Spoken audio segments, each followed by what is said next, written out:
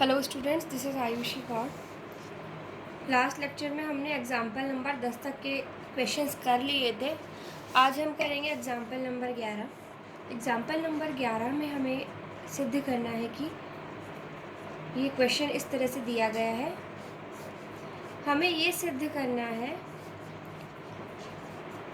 कि देखिए, यहाँ लिखा है सिद्ध कीजिए कि ये सारणिक इसके बराबर है, डिटर्मिनेंट की वैल्यू इसके बराबर है। अब देखो, इसे सिद्ध करने के लिए हमें क्या करना है, प्रूव दैट लिखा है, मतलब सिद्ध कीजिए। हमें इस सारणिक का मान इसके बराबर सिद्ध करना है। यहाँ हमें किसी भी मेथड का नाम नहीं लिया है कि आपको प्रसार विधि मतलब एक्सपेंशन मेथड से करना है या फिर आपको संक्रियाओं का यूज़ करना है, ऑपरेशंस का, ऐसा कुछ मेंशन नहीं है। तो हमारी इच्छा है हम ऐसे किसी भी मेथड का यूज़ कर सकते हैं। लेकिन जब भी इस तरह के क्वेश्चन आ रहे हैं तो इस तरह के क्वेश्चंस को अगर हम प्रसार से एक्सपेंशन से सॉल्व करेंगे तो वो बहुत लेंदी हो जाता है, क्योंकि आप क्या करेंगे, पहले इनको मल्टीप्लाई करेंगे, फिर आपको फैक्टर्स बनाने पड़ेंगे, तो वो बहुत लंबा प्रोसेस हो जाएगा। इसीलिए जो भी सिद्ध करने वाले क्वेश्चन है, हमारा टारगेट ये होता है कि हम जहाँ तक हो सकता है उसमें संक्रिया लगाएं और फिर मैक्सिमम ज़ीरो बनाने के बाद में हम उसका प्रसार कर दें, मतलब एक्सपेंड कर दें। ये वाला एग्जांपल मैं आपको करके दिखाती हूँ, फिर आपको समझ में आ जाएगा। देखिए, मुझे सारणिक का मान निकालना है, तो वो ऑटोमेटिकली अगर ये आ गया तो ये चीज़ सिद्ध हो जाएगी। तो हम क्या कर रहे हैं, LHS लेके चल रहे हैं। हमारे LHS में हमें क्या दिया है, 1x square, 1y square, 1z square. मैंने आपको पहले भी बताया है, किसी भी सारणिक को अगर हमें हल करना है, मतलब किसी डिटर्मिनेंट को अगर हमें सॉल्व करना है, तो हमारी कोशिश क्या रहती है कि हमें मैक्सिमम ज़ीरो बनाने होते हैं, हम अधिकतम ज़ीरो बनाना चाहते हैं।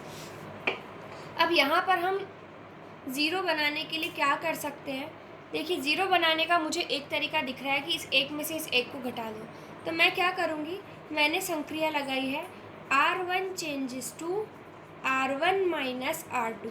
इसका मतलब देखिए, तीन संक्रियाएं मैंने आपको लिखवाई थी, RI interchange with RJ, CI interchange with CJ। ठीक है, पहली तो ये थी। दूसरी क्या होती है, RI चेंजेस टू KRI, या फिर ये जो संक्रिया है ये कॉलम में भी लग जाती है। तीसरी क्या होती है आपकी, RI changes to RI plus KRJ। Same यही आपकी जो है कॉलम में भी लग जाएगी। तो ये वाली संक्रिया का यूज़ ही तो ये है। देखिए, RI की जगह हमने R1 ले लिया है, RI की जगह हमने R1 ले लिया, K की जगह मैंने -1 ले लिया और यहाँ RJ की जगह R2 आ गया। तो इस तरह से आप संक्रियाओं को यूज़ इस तरह करना है कि हमें ज़ीरो मिले। एटलीस्ट संक्रियाओं को यूज़ करने का कारण ही यही है कि हमें ज़ीरो लाना है। अब मैंने ज़ीरो, मुझे दिख रहा है मैं इस एक में से इस एक को घटा दूँ, तो मैंने क्या लिखा है यहाँ पे, R1 changes to R1 minus R2। इसका मतलब चेंज किस में हो रहा है, परिवर्तन में। क्या फर्स्ट रो में परिवर्तन क्या हो रहा है, R1 की जगह, R1 चेंजेस टू मतलब क्या है, R1 की जगह हमें क्या लिखना है, R1 माइनस R2। अब R1 परिवर्तित हो रही है, इसका मतलब ये है कि पूरी रो ही परिवर्तित होगी। ऐसे नहीं कि कोई एक आध एलिमेंट हो जाएगा। जैसे R1 में 3 अवयव हैं तो तीनों ही चेंज होंगे। तो R1 माइनस R2 है, तो ये R1 है, इसमें से R2 को घटा देंगे और यहाँ लिख देंगे। अब चेंज हमने किस में किया है, R1 में किया है। R2 और R3 में तो कोई चेंज नहीं किया, तो हम क्या करेंगे, R2 और R3 को एज इट इज़ लिख दो। R1 में क्या चेंज होगा, R1 minus R2, R1 minus R2 मतलब 1 minus 1 0, x minus Y, X square minus Y square. ठीक है, अब देखिए, मुझे एक ज़ीरो मिला है। फिर से ये अगर मैं R2 में से R3 को घटा दूँ तो भी मुझे एक ज़ीरो और मिल जाएगा। तो मैंने क्या किया, R2 changes to R2 minus R3, क्योंकि मुझे मालूम है कि यहाँ 1 है और यहाँ पे भी 1 है, 1 में से 1 घटाएंगे तो ज़ीरो मिलेगा। तो अब चेंज किस में हो रहा है, R2 में चेंज हो रहा है। R1 और R3 में तो कोई चेंज नहीं है, तो R1 और R3 को मैं ऐसे कैसे लिख देती हूँ। ठीक है, और R2 को मुझे किससे चेंज करना है, R2 माइनस R3। तो R2 क्या है, 1 minus 1 0, y minus Z, Y square minus Z square. देखिए अब ऐसा यहाँ पे कोई 1 बचा नहीं है जिसमें से जिसको घटाऊँ तो 0 मिले। इस तरह के क्वेश्चन में यही होता है कि किसी भी पंक्ति अथवा स्तंभ में, किसी भी रो या कॉलम में अगर आपको 2 0 मिल जाते हैं तो उसके बाद आप सीधे से प्रसार कर दीजिए। प्रसार करने से पहले देखिए हमें सिद्ध क्या करना है, x minus Y, Y minus Z, Z minus X. अब आप देखिए यहाँ पे इसे हम कैसे लिख सकते हैं, 0x minus Y, A square minus B square का फॉर्मूला आपने पढ़ा है, a plus B, A minus B, इधर से 0 y minus Z, Y plus Z, Y minus Z, ये हमने सूत्र लगा दिया, आइडेंटिटी लगा दी है। अब देखिए फर्स्ट रो में से मैं क्या कॉमन निकाल रही हूँ, पहली पंक्ति में से मैं x माइनस वाई को कॉमन ले रही हूँ, दूसरी पंक्ति में से मैं y माइनस जेड को कॉमन ले रही हूँ। देखिए अब ये चीज़ हमें लिखनी पड़ेगी यहाँ पे, taking x minus Y and y minus Z common from R1 and R2 respectively. ठीक है, मैंने क्या लिखा है, x माइनस वाई तथा y माइनस जेड को R1 तथा R2 में से क्रमशः उभयनिष्ठ लेने पर। देखिए मैं इसमें से x माइनस वाई को बाहर ले लूँगी, इसमें से y माइनस जेड को बाहर ले लूँगी, तो यहाँ दोनों जगह 1 1 और यहाँ x प्लस वाई और y प्लस जेड बच जाएगा। तो मैंने ये कॉमन लिया है, कॉमन लेके मैं बाहर लिख रही हूँ x minus Y, y minus Z, तो अंदर क्या बच रहा है मेरे पास में, 0 1 x plus Y, 0 1 y plus Z, 1 Z Z square, ये मिल गया मुझे। अब देखिए इसके बाद में यहाँ पे मेरे पास मैंने आपको कहा जैसे 2 0 बन जाए आप इसे हल कर दीजिए, किससे, एक्सपेंशन से, प्रसार विधि से। और हमें पता है कि हम प्रसार एक्सपेंशन किसके अलाउंग करते हैं, जिसमें सबसे ज़्यादा 0 होते हैं। तो मैं क्या कर रही हूँ, इसको एक्सपेंड कर रही हूँ, एक्सपेंडिंग अलाउंग C1। हिंदी वाले बच्चे लिख लें यहाँ पर, C1 के सापेक्ष प्रसार करने पर क्या होगा, ये x माइनस वाई तो ऐसा कैसा रह जाएगा, y माइनस जेड भी ऐसा कैसा रह जाएगा।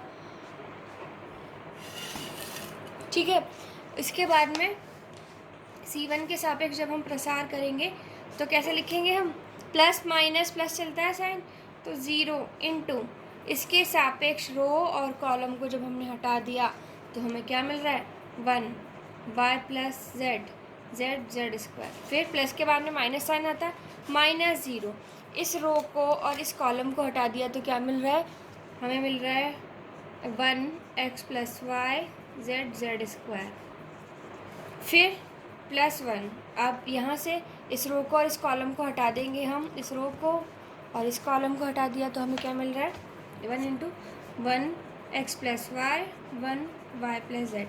अब देखिए दो जहाँ 0 है तो यहाँ 0 है, तो इनको किसी इस सारणिक के मान से गुणा करेंगे तो 0 ही आएगा, इसको भी गुणा करेंगे तो 0 ही आएगा। इसीलिए अगले जब भी क्वेश्चन होंगे तो 0 वाली टर्म मैं नहीं लिखूँगी। अब देखिए ये क्या बन रहा है आपका, x minus Y, Y minus Z, ये यहाँ पे क्या बन रहा है, 0 माइनस 0 प्लस 1 इंटू क्या करना है, इसको इससे, इसको इससे, 2 ऑर्डर की मैट्रिक्स को सॉल्व करना हमें आता है ना। क्या लिखेंगे हम, y plus z minus 1 into x plus y मतलब x प्लस वाई। ठीक है, अब ये बन जाएगा आपका इस तरह से x minus Y, Y minus z, और यहाँ पे मिलेगा आपको y plus z minus x minus Y, y से y कट गया, x minus Y, Y minus Z, Z minus x. यही आपका आंसर है जो कि सिद्ध करना था। इट मीन्स हमने प्रूव कर दिया कि इस डिटर्मिनेंट का जो मान है वो यही आ रहा है। ठीक है, अब नेक्स्ट जो हमारा एग्जाम्पल है, एग्जाम्पल नंबर 12, चलिए स्टार्ट करते हैं। इसे हम न्यू पेज से स्टार्ट कर लेते हैं। देखिए एग्जाम्पल नंबर 12 जो क्वेश्चन है इसमें हमें दिया है सिद्ध करना है हमें बिना विस्तार के बिना विस्तार के हमें यहाँ दे रखा है, इसका मतलब क्या है, एक्सपेंशन नहीं करना है, हमें किससे करना है, संक्रियाओं से, ऑपरेशंस का यूज़ करके हमें ये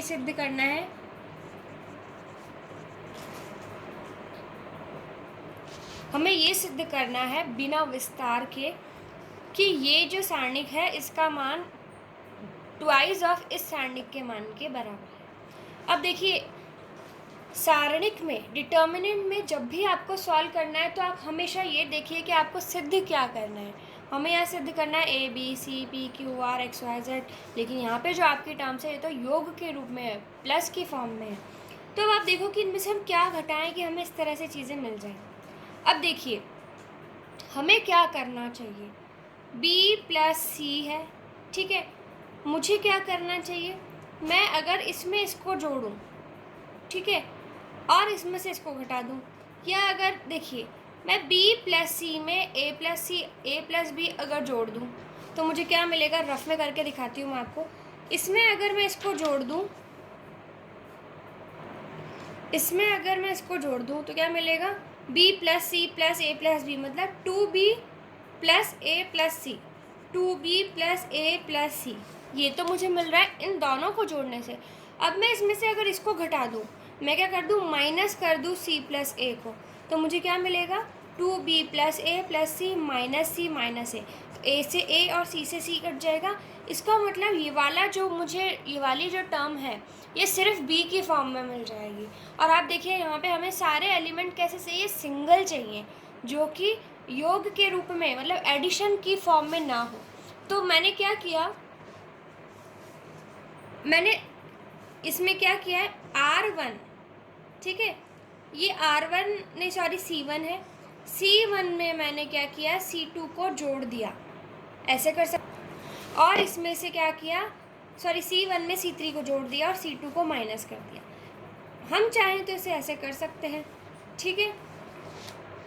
अब संक्रिया लिखती हूँ, मैं क्या कर रही हूँ, C1 changes to C1 plus C3 minus C2, ठीक है। मैं ऐसा क्यों लिख रही हूँ आपको शायद समझ में आ गया होगा, क्योंकि आप देखिए कि जो हमें सिद्ध करना है उसमें यही दे रखा है कि हमें सारी ही टर्म्स कैसी चाहिए, ए बी सी इस तरह फॉर्म में।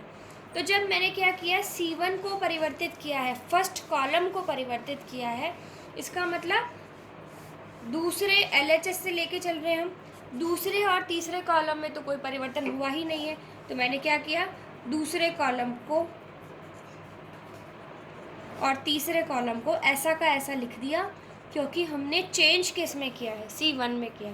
अब मुझे C1 को किससे परिवर्तित करना है, इससे।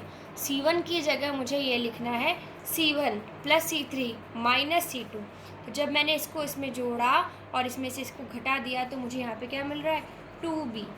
इसमें इसको जोड़ूंगी तो क्या मिलेगा, देखो p plus are plus 2q, उसमें से इसको घटा देंगे तो मुझे मिल जाएगा 2q। y प्लस जेड में x प्लस वाई जोड़ा तो 2y plus Z plus x, उसमें से घटा देंगे तो x और z आपस में कट जाएंगे। यहाँ मुझे मिल जाएगा क्या,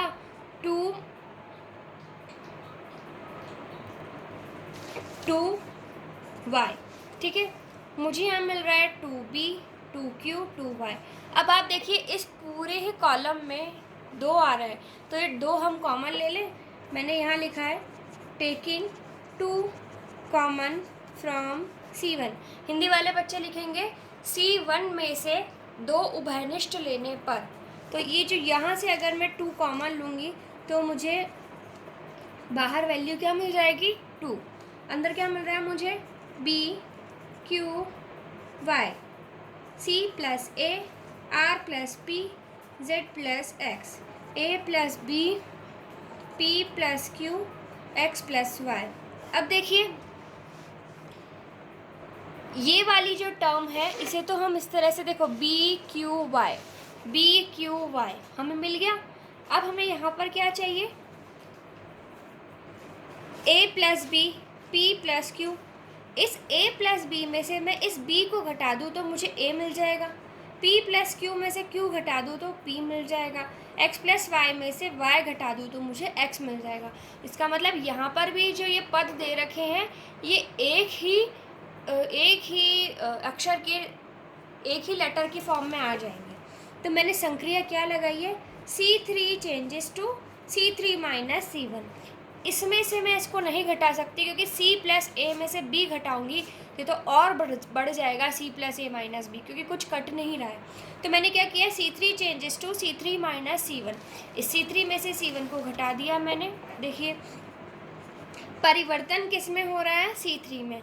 तो C1 और C2 को तो हम क्या करेंगे, ऐसा का ऐसा लिख देंगे, BQY C प्लस ए R plus P Z plus X।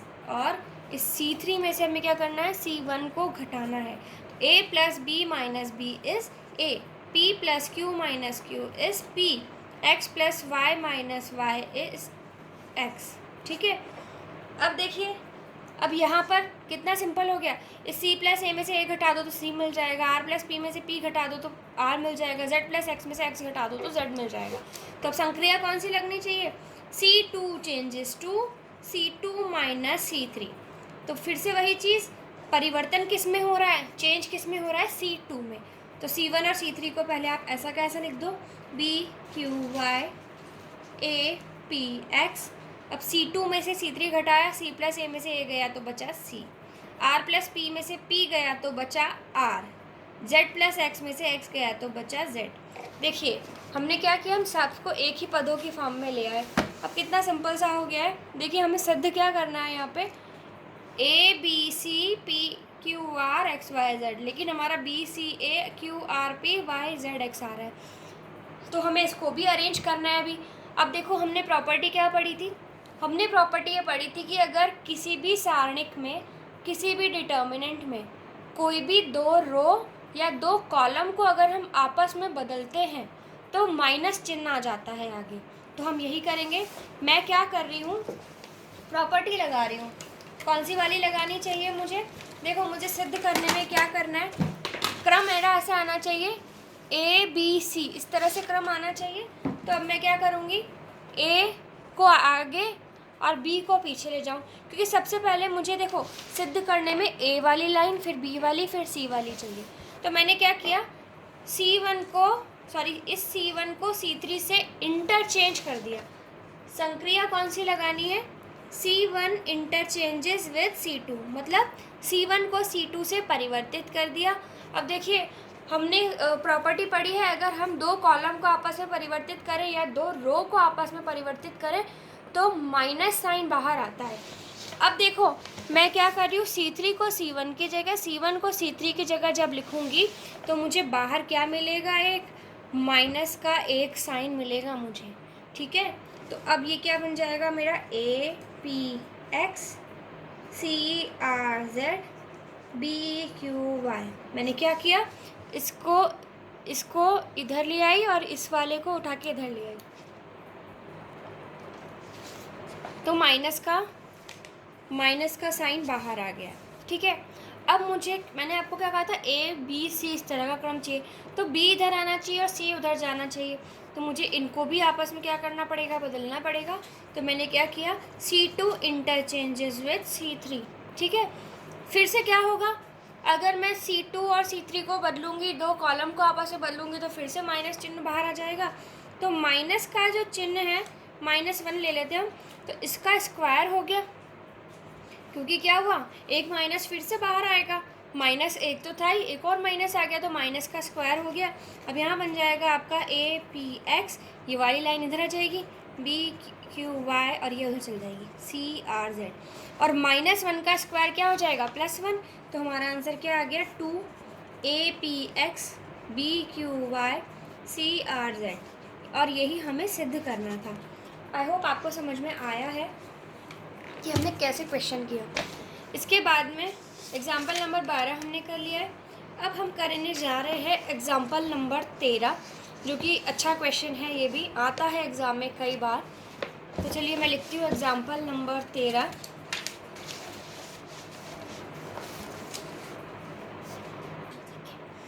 देखिए नेक्स्ट जो हमारा एग्जाम्पल है, एग्जाम्पल नंबर 13, इसमें क्या दिया है, if X Y Z are different. अगर X Y Z तीनों अलग अलग हैं और ये जो डिटर्मिनेंट है इसका मान 0 है, तो हमें क्या सिद्ध करना है, तो हमें ये सिद्ध करना है कि X Y Z बराबर -1 के होंगे। दो चीज़ें हमें दी हुई हैं और एक चीज़ हमसे सिद्ध करवाई गई है। हमें बताया है कि एक्स वाई जेड तीनों अलग अलग है और इस सारणिक का मान 0 के बराबर है, तो हमें सिद्ध करना है कि एक्स वाई जेड बराबर -1 के हैं। ये करने के लिए भी हमें इस सारणिक को ही सिद्ध करना पड़ेगा, हल करना पड़ेगा। हमें इस डिटर्मिनेंट को सॉल्व करना है, तभी हम ये चीज़ सिद्ध कर पाएंगे। डिटर्मिनेंट में हमें क्या दे रखा है, x square 1 + x³ y square 1 + y³ z square 1 + z³, ये हमें दे रखा है। और हमने प्रॉपर्टी क्या पढ़ी है कि अगर किसी भी डिटर्मिनेंट में, किसी भी सारणिक में, किसी भी रो और किसी भी कॉलम के अगर एलिमेंट्स जो है वो दो टर्म्स के, दो पदों के योग के रूप में दे रखे हैं, तो हम उन्हें दो सारणिकों के योग के रूप में लिख सकते हैं। देखिए, आपको मैं लिखूंगी तो याद आ जाएगा।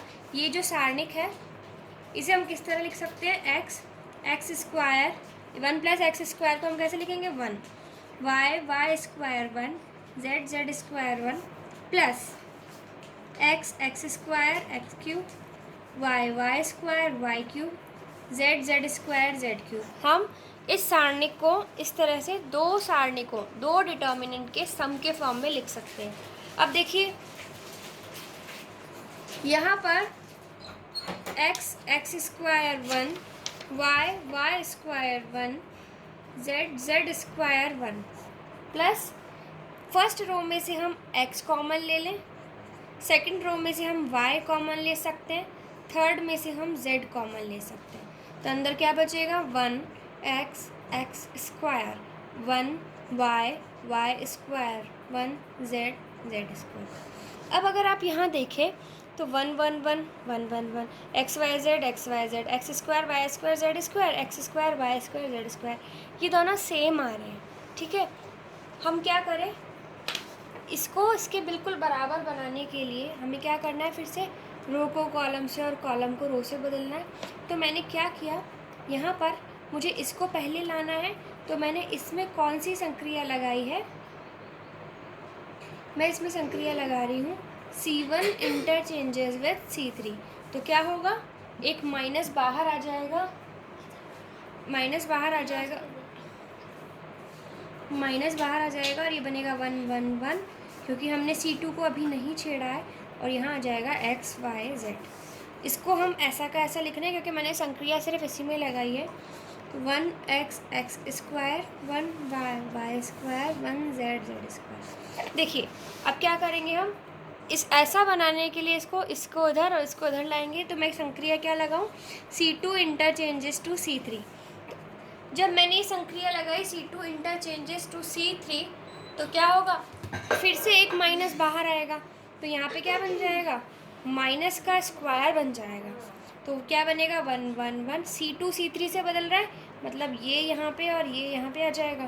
तो x Y z x square y square z square plus x Y z into 1 1 1 x Y z, and यहाँ पर है हमारा x square y square z square.